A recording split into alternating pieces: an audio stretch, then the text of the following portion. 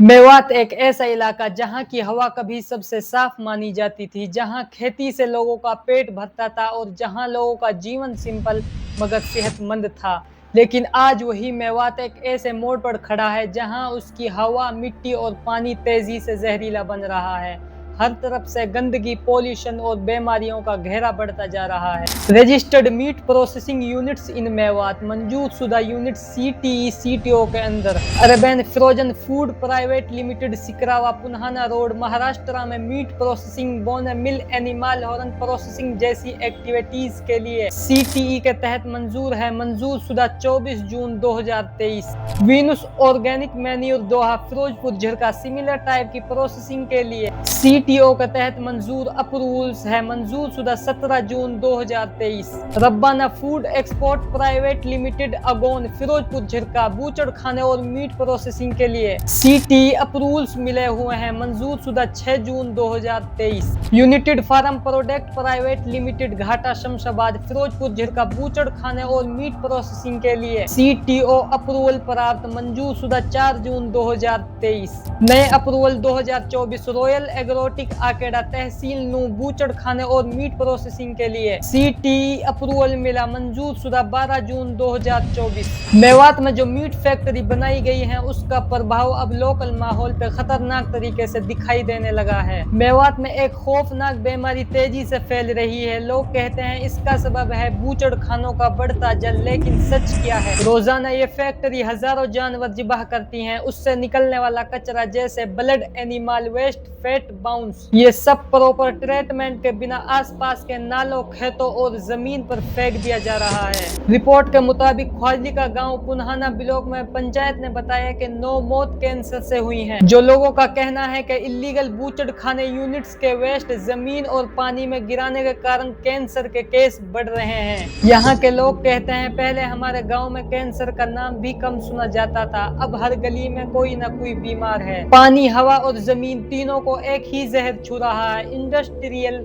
Waste. ये सब कुछ मेवात के लोगों की सेहत पर डायरेक्ट अटैक है। ज्यादातर लोगों को ये तक नहीं पता कि उनकी बीमारियों का सबब यही फैक्ट्री है। अगर आप सोचते हैं कि ये सिर्फ एक गांव का मसला है तो आप गलत हैं। ये आग कभी भी और कहीं भी लग सकती है। सरकार के नजर में ये एक एम्प्लॉयमेंट प्रोजेक्ट है, लेकिन ग्राउंड रियलिटी में ये एक स्लो पोजिशन सिस्टम है। मांडी, खेड़ा, जलालपुर, पटाकपुर, मेवात के ये गाँव आज एक जहरीले दलदल में धंस चुके हैं। लोग कहते हैं हमारी हवा, पानी और जमीन में मौत घुल रही है। ये लोग अपने एमएलए मामन खान के पास जाते हैं ताकि गांव में फैल रही बदबू, गंदगी और बीमारियों का कोई हल निकल सके। ये विधायक को बताते हैं रात को सांस लेना मुश्किल हो जाता है, पानी पीने लायक नहीं रहा, बच्चे लगातार बीमार पड़ रहे हैं। एमएलए मामन खान ने Haryana state pollution control board से लाइसेंस की समीक्षा की मांग की और जरूरी रोक लगाने की अपील भी की। आज मेवात के इन गाँव की कहानी सिर्फ उनकी नहीं, पूरे मेवात के लिए एक वार्निंग है। कई मरीज नेशनल ग्रीन ट्रिब्यूनल में दाखिल हुए हैं, जहां लोकल रेसिडेंट का कहना है ये बूचड़ खाने जहरीला वेस्ट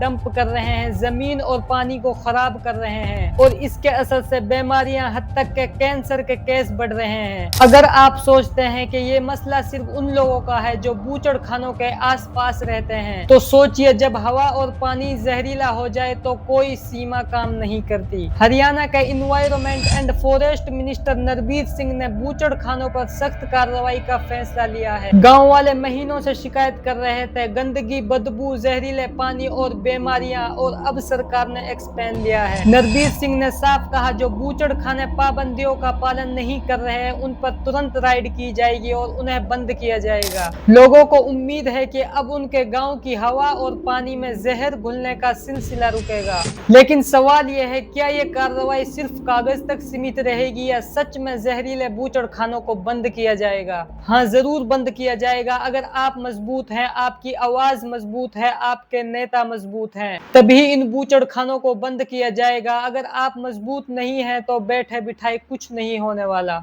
अगर बात की जाए तो हमारे नेताओं की, वो तो आपस में ही एक दूसरे के पीछे लगे हुए हैं और आपको गुमराह कर रहे हैं। जहाँ लोग रहते हैं, मस्जिद है, स्कूल है, खेती की जमीन है, वहाँ एक कचरे का पहाड़ खड़ा किया जा रहा रहा है। इस डंप यार्ड में अलग अलग शहरों से कचरा लाकर यहाँ डाला जाएगा। ऐसे में अवाम अगर खामोश बैठी रही तो इसका मतलब है अपने बच्चों के फ्यूचर का घातक समझौता। अब वक्त आ गया है विरोध करने का, कानूनी तरीके से, मीडिया के जरिए और पब्लिक इत्तेहाद के दम पर। मेवात सिर्फ एक जमीन का टुकड़ा नहीं है, हमारी नस्लों का घर है। अगर आप इस घर को जहर बनने से नहीं रोकेंगे तो कल सब कुछ खत्म हो जाएगा।